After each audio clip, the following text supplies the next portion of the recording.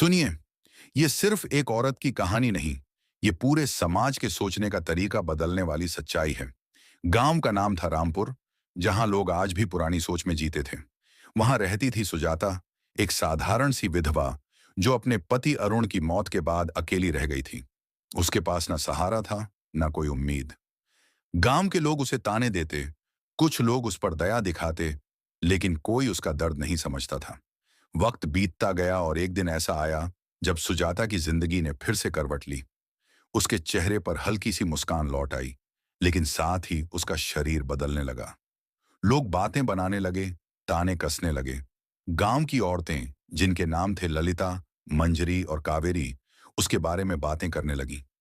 अरे ये तो विधवा है, फिर ये मां कैसे बनने वाली है? हर तरफ सवाल थे, लेकिन जवाब किसी के पास नहीं। पंचायत बुलाई गई। पंचायत में गांव के प्रधान रघुनाथ, बुजुर्ग हरीश चाचा और बाकी लोग बैठे थे। सबके सामने सुजाता को बुलाया गया। उसके कपकपाते कदम, कांपती आवाज, और फिर उसने एक ऐसा सच बोला कि पूरा गांव सुनकर सन्न रह गया। उसने कहा, हाँ, मैं मां बनने वाली हूं। लेकिन यह बच्चा किसी पाप का नहीं, बल्कि इंसानियत का फल है। उसकी आंखों में आंसू थे, लेकिन आवाज में सच्चाई थी। उसने बताया कि जिस दिन वो बीमार पड़ी थी और मरने की हालत में थी, उस दिन किसी ने उसकी मदद नहीं की। सब दरवाजे बंद कर चुके थे। तभी गांव का ही डॉक्टर विवेक आया। उसने उसकी जान बचाई, इलाज किया, उसका साथ दिया। लेकिन इलाज के दौरान उसे एक बहुत गंभीर बीमारी का इलाज कराने के लिए शहर ले जाना पड़ा। वहां डॉक्टरों ने कहा कि उसे मां बनने का मौका मिल सकता है और यही उसकी जिंदगी का नया सहारा होगा। डॉक्टर विवेक ने उसे समझाया कि यह बच्चा उसकी जिंदगी में उम्मीद का दिया जला सकता है। सुजाता ने यह रास्ता इसलिए चुना ताकि उसे अकेलेपन में जीने की वजह मिल सके। उसने कहा, यह बच्चा मेरे जीने की वजह है, किसी गलत रिश्ते का नहीं, बल्कि इंसानियत से मिले सहारे का नतीजा है। पूरा गांव चुप था। पंचायत के प्रधान रघुनाथ ने उठकर कहा, हमने बिना सोचे एक औरत को गलत समझ लिया, लेकिन सच ये है कि हमें पहले पूरी बात जाननी चाहिए थी। आज से कोई सुजाता पर उंगली नहीं उठाएगा। उस दिन से गांव वालों की सोच बदलने लगी। ललिता, मंजरी और कावेरी, जो उस पर ताने कसती थीं, वो भी उसके पास आकर माफी मांगने लगी। डॉक्टर विवेक ने उस बच्चे की परवरिश में मदद की और पूरे गांव ने उस बच्चे का स्वागत किया। तो सुनने वाले, ये सिर्फ सुजाता की कहानी नहीं, ये हम सबको सोचने पर मजबूर करने वाली बात है। हम बिना सच्चाई जाने किसी के बारे में कितना गलत सोच लेते हैं। समाज की सोच में जो जहर है, उसे बदलना जरूरी है। हर औरत का सम्मान करना जरूरी है। आज भी रामपुर गांव में लोग कहते हैं, बातें बनाने से पहले सच्चाई जान लो, वरना तुम किसी को गिरा दोगे जो खुद को संभालने की कोशिश कर रहा है। और ये कहानी हमें यही सिखाती है कि इंसानियत सबसे बड़ा रिश्ता है। किसी को ताने देने से बेहतर है उसे सहारा देना। और हाँ, ये कहानी यहीं खत्म नहीं हुई। सुजाता ने उस बच्चे को जन्म दिया और पूरा गांव उस दिन पहली बार किसी विधवा के लिए खुशियां मना रहा था। बच्चे का नाम रखा गया आशा, क्योंकि वो सचमुच उम्मीद की किरण थी। सुजाता ने गांव के लोगों से कहा, तुमने मुझे ताने दिए, लेकिन मैंने तुम्हें माफ कर दिया, क्योंकि मैं जानती हूं तुम्हारी सोच पुरानी है, लेकिन दिल बुरा नहीं है। अगर तुम बदलना चाहो तो बदल सकते हो। ये सुनकर गांव की औरतें रो पड़ीं। ललिता, मंजरी और कावेरी, जो कभी उसकी दुश्मन बन गई थीं, अब उसकी सबसे बड़ी मददगार बन गईं। डॉक्टर विवेक ने भी गांव के बच्चों के लिए एक छोटा सा हेल्थ सेंटर खोला, ताकि किसी और औरत को अकेलेपन में जीना न पड़े। पंचायत के प्रधान रघुनाथ ने गांव के दरवाजे पर एक बोर्ड लगवाया, जिस पर लिखा था, किसी के बारे में बिना सच्चाई जाने मत बोलो।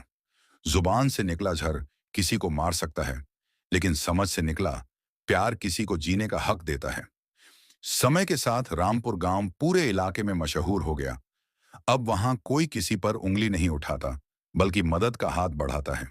सुजाता ने उस गांव में विधवाओं और अकेली औरतों के लिए एक छोटा सा स्कूल खोला, जहां उन्हें सिलाई, पढ़ाई और आत्मनिर्भर बनने की ट्रेनिंग दी जाती है। उसने कहा, अगर समाज हमें गिरा सकता है, तो हम खुद को उठाना भी सीख सकते हैं।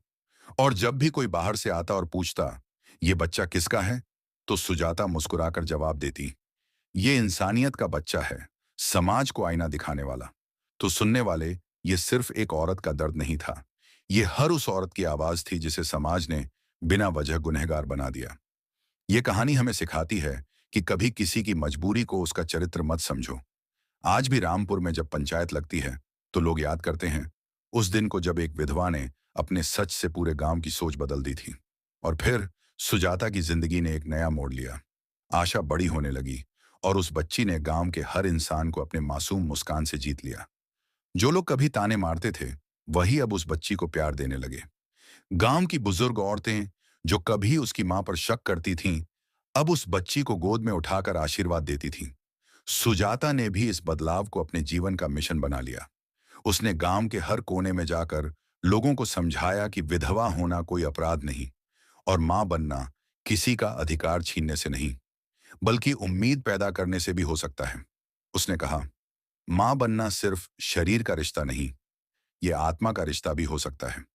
डॉक्टर विवेक ने भी उसके साथ मिलकर काम करना शुरू किया। उन्होंने गांव में पहली बार महिलाओं के लिए हेल्थ कैंप लगाया ताकि किसी और को बीमारी या मजबूरी में चुप रहना न पड़े। पंचायत प्रधान रघुनाथ ने भी खुलकर उसका साथ दिया। उसने सबको कहा, आज हम सब ने यह सीखा है कि सच्चाई जाने बिना किसी को गुनहगार मत बनाओ। रामपुर गांव धीरे धीरे बदल गया। औरतों को वहां अब बराबरी का सम्मान मिलने लगा। वहां के लोग अब किसी को ताना नहीं देते, बल्कि उसका सहारा बनते हैं। सुजाता की कहानी ने पूरे समाज को सिखाया कि इंसानियत किसी भी रिश्ते से बड़ी होती है। कुछ साल बाद आशा बड़ी हुई और उसने अपनी मां की तरह औरतों के लिए आवाज उठाना शुरू कर दिया। उसने कहा, मेरी मां को समाज ने गलत समझा, लेकिन उन्होंने हार नहीं मानी। मैं भी वही करूंगी, किसी को मजबूरी में जीने नहीं दूंगी। और इस तरह एक बच्ची ने भी बदलाव की आवाज को आगे बढ़ाया। आज भी जब कोई रामपुर जाता है तो वहां एक छोटा सा बोर्ड दिखता है जिस पर लिखा है, सच्चाई जाने बिना किसी को दोषी मत मानो, इंसानियत सबसे बड़ा रिश्ता है। और वहां हर किसी को ये कहानी सुनाई जाती है कि कैसे एक विधवा ने अपने सच से पूरी पंचायत को हिला दिया और समाज को आईना दिखा दिया। तो सोचिए, अगर उस दिन सुजाता डरकर चुप रह जाती तो क्या गांव की सोच बदल पाती? नहीं। इसलिए कभी डरकर सच्चाई मत छुपाइए, क्योंकि सच्चाई ही बदलाव लाती है। अब यह कहानी पूरी तरह खत्म होती है, लेकिन इसका सबक हमेशा जिंदा रहेगा। किसी पर उंगली उठाने से पहले उसकी हालत को समझिए, उसकी आवाज को सुनिए। और हाँ, ये कहानी यहीं खत्म नहीं हुई, क्योंकि सुजाता की आवाज ने सिर्फ रामपुर को नहीं, आसपास के गांवों को भी बदलना शुरू कर दिया। उसने और डॉक्टर विवेक ने मिलकर एक महिला समूह बनाया जिसका नाम रखा सच्चाई की आवाज। इस समूह में ललिता, मंजरी, कावेरी जैसी औरतें भी शामिल हुईं, जिन्होंने पहले ताने मारे थे, लेकिन अब सच जानकर इंसाफ की आवाज बन गईं।